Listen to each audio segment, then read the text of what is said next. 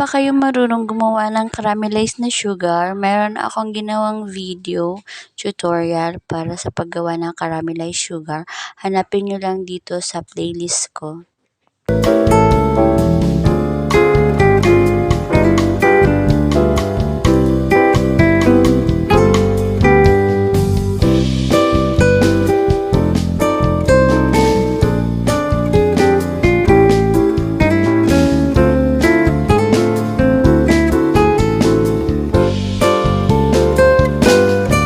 Bali, sa isang recipe pa lang ginawa natin is makakagawa tayo ng 4 na ganera ng Letche Flan.